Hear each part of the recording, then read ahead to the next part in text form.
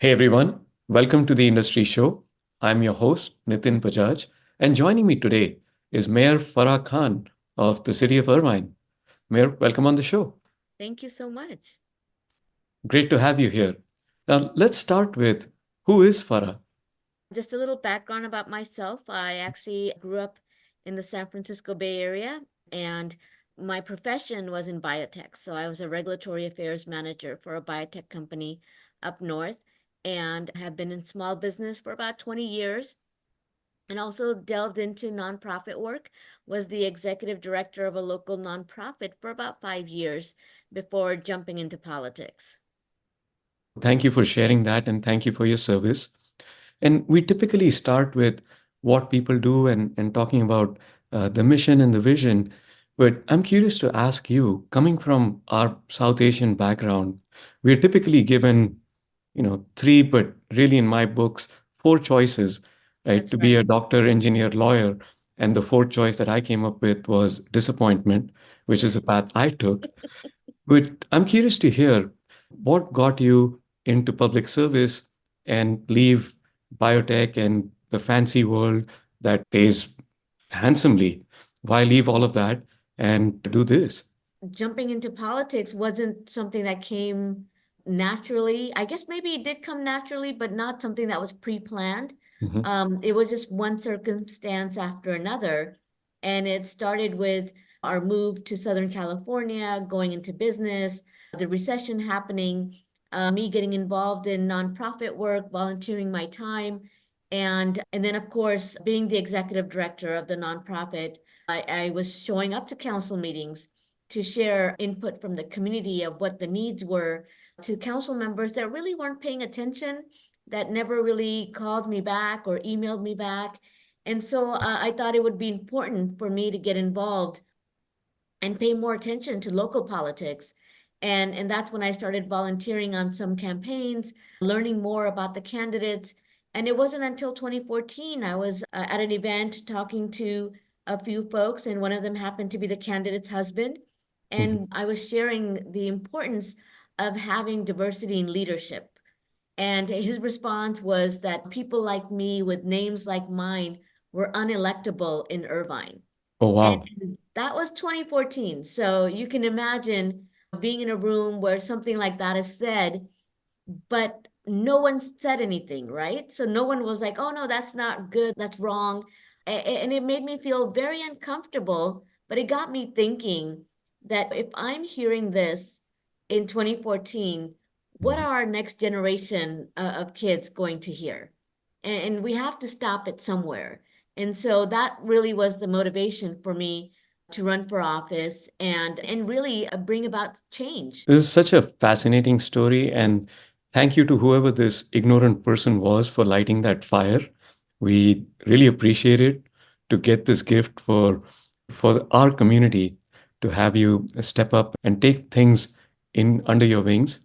So thank you and kudos to you for fighting the fight and showing to the city of Irvine, but also this country that nobody's unelectable. That's awesome. Yeah. Here we are, 10 years in. You're the mayor of the city of Irvine. Give us a sense for what the city is, what is the mission and the vision of the city under your leadership, but also the size and scale of the operations. It's one of the biggest cities in the country, but would love to hear some details and specifics from you. Yeah, absolutely. Currently, Irvine, we've got about 320,000 people, right? We're 66 square miles, and we're a home to some of the biggest Fortune 500 and 100 companies that are headquartered here. It's a huge undertaking because with that many people, you've got so many different personalities, so many different perspectives, and the job of developing and maintaining the city is important because we do have a master plan that we hold by. But at the same time, as things are changing, the need for more housing, the need for more public transportation, and all of that, we have to continuously learn new ways of adapting to the social issues that are coming up, to the needs of the community. So it's a daunting task, but one that is really exciting because you learn so much in such a short amount of time. So true. Now, on one end, we are on the cutting edge of technology. We have the best and brightest minds in the city that are defining the edge in many ways. And then on the other end, as you said, there are ongoing and newer social issues that one has to deal with. Give us a sense for the size of the team and maybe some of the resources which are typically never enough in such an environment.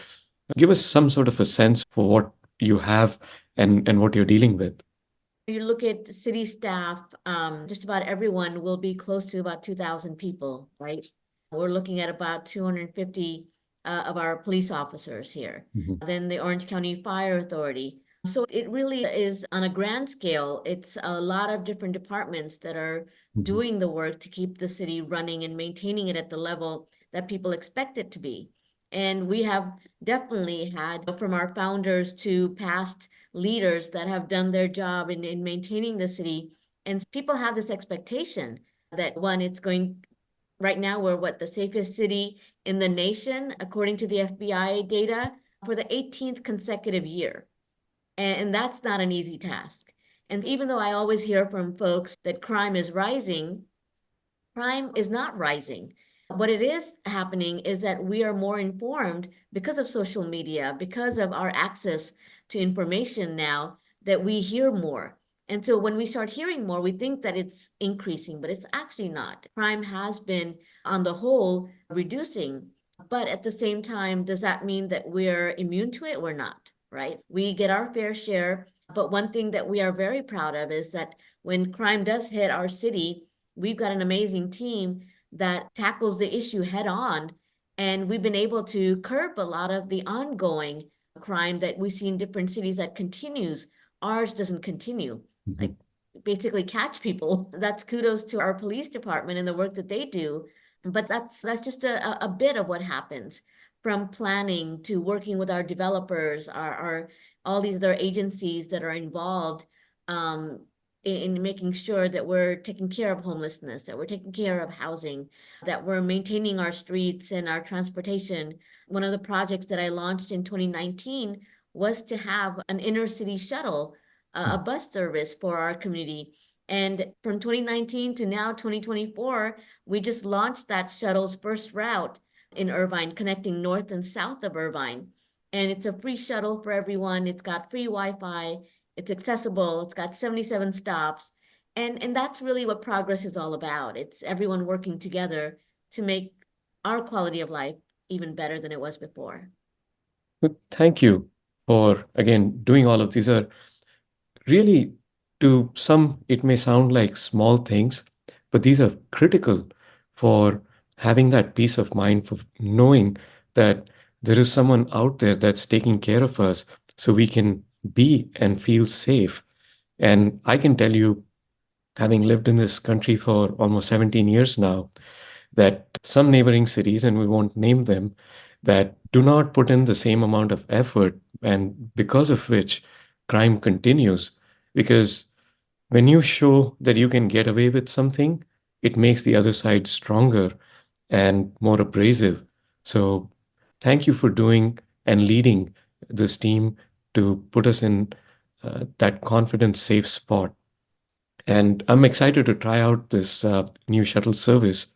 Yeah. And that's exciting news. Now, I would love for you to call out amongst the many challenges, as you said, personalities being one of them. What is the one big challenge you're facing?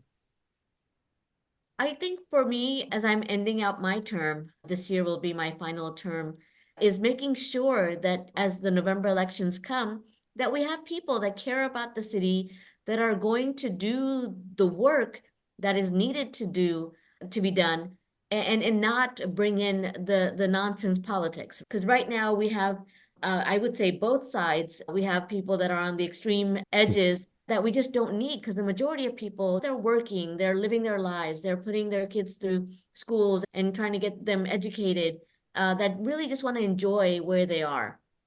And we can't have these extremes on either side trying to run local government. And so I think for me, my biggest challenge is really looking for people that are going to run in November, that are going to come in with that same mindset of serving the community, being that servant public office holder rather than the politician that just likes to talk about stuff. Again, very well said. And that's so important that people care about the service, not about the politics. Now, looking forward, what's that one most exciting opportunity that you would like to share with us? Oh gosh, I think that this shuttle, I'll tell you, what was it? What is that, 2019? It's almost 5 years in the making. Mhm. I think from the inception to it being launched was the most exciting thing because no one thought it could be done. No one thought that we would get the funding to make it happen. And now that it's out and running and people are trying it out, it's really exciting. And I think the next step will be to really build upon it and expand those routes. Because right now we just have one pilot route that we're running this year. And the goal is to expand and have multiple routes in the city to build that connectivity for people to move around. Because I'm sure you hear it as well. The biggest issue I hear about is traffic, right? Everyone's complaining about traffic. One of the best ways to reduce traffic is to have public transportation so that you don't need to get in your car and you're able to move about and get to your local shopping center, to the Spectrum, to the train station, to your hospitals, to your schools, and leave that car behind. And with this shuttle service, we're covering two schools. We're covering Hoag Hospital and Kaiser Hospital, Right. the Irvine train station, and a lot of our shopping centers along the way. And if people utilize it, then we can expand it. And then you'll see the actual reduction in traffic throughout the city. That is huge. I'm super excited. I come from a city where we depended on public transportation. I'm from Bombay, and that was just the way of life.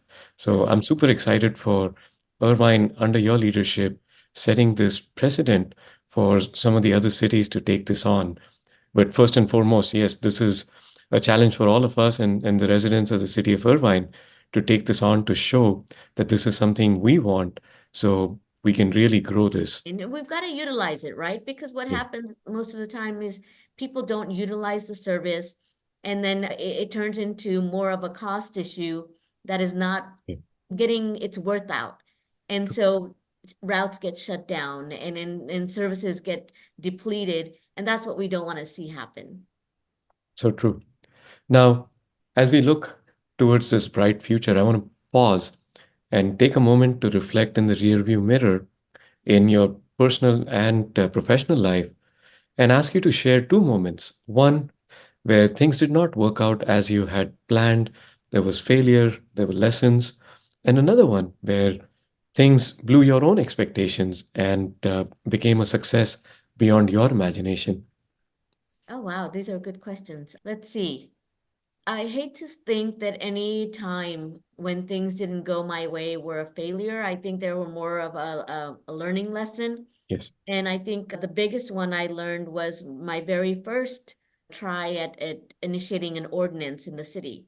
And I was brand new on the city council, and I thought I wanted to be very conscious of my platform of being environmental and sustainable and having clean air. Wanted to present an ordinance that banned smoking in public spaces. Mhm. And I thought, you know what, I'm going to write this up. Our city attorney is going to review it. We're going to bring it forward and it's going to be great. It wasn't. And there was a lot of pushback.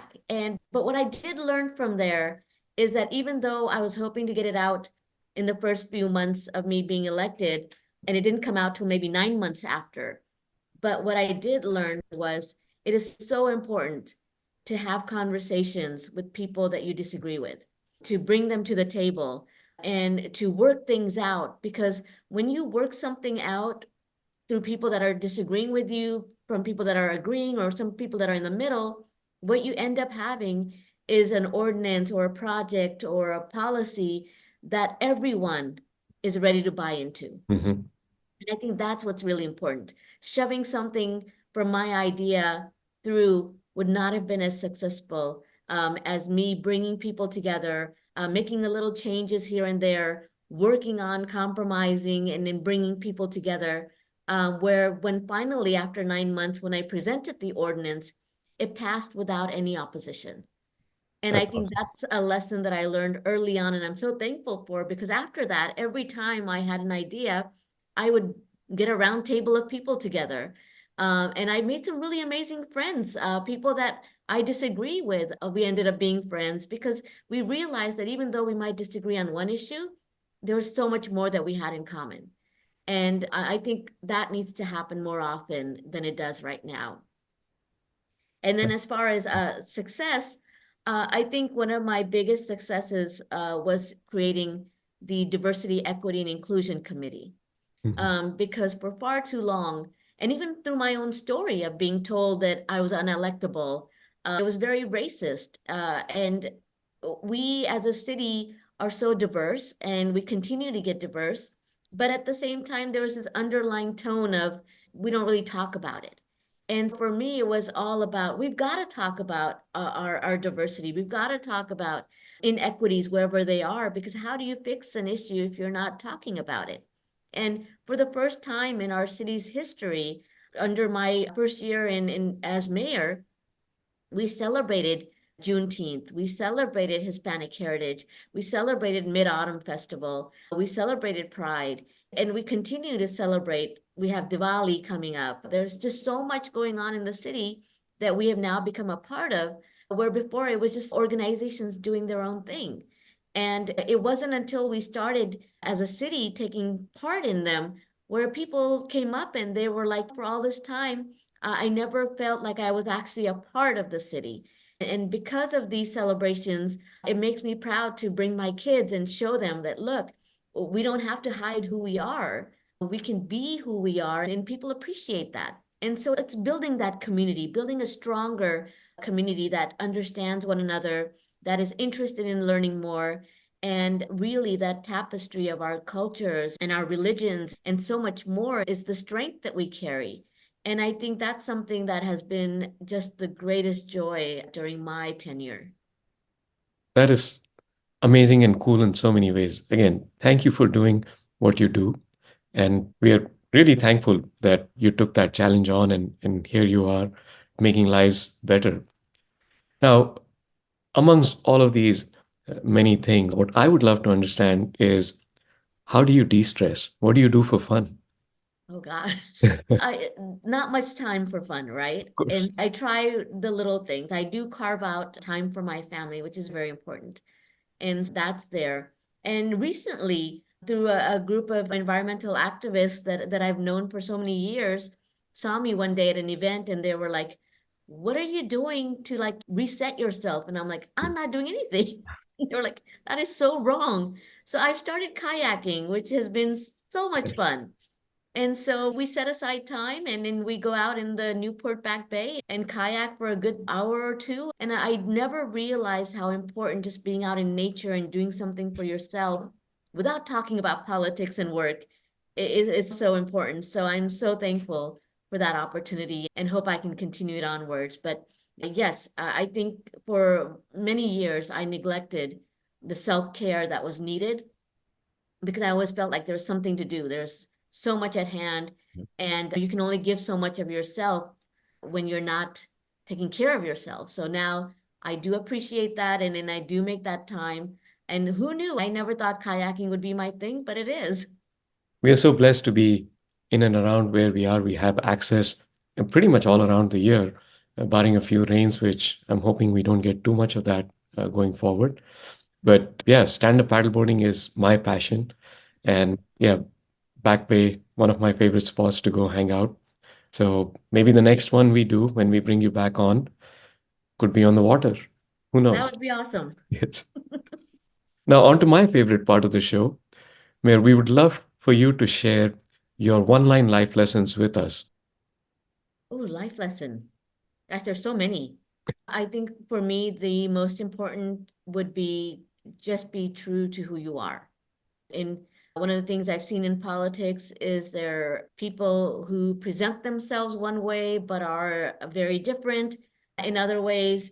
And for me, it's you get who I am, and you can like it or you could dislike it or you can be neutral about it, but that's what you get. You don't get but the politician or but of the mom or anything. It's one person and it is who I am. And then I think that's something that people appreciate. They appreciate a true person that is comfortable in their own skin and able to speak their own mind, and it makes life just so much easier. I think another one would be just if anyone says no to you, that's your challenge to step up and do more.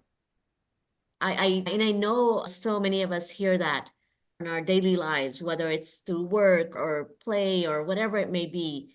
But just know that anyone else's no is a challenge to you to go out there and prove them wrong. So true. Mayor, thank you so much for taking the time to be with us to share your really inspiring journey and story and for the life lessons. We really appreciate it. Thank you again for your service, for everything you continue to do, not just for the city of Irvine, but for our community to uplift us, to make our lives better. We really appreciate it. No, thank you so much. It was wonderful being here.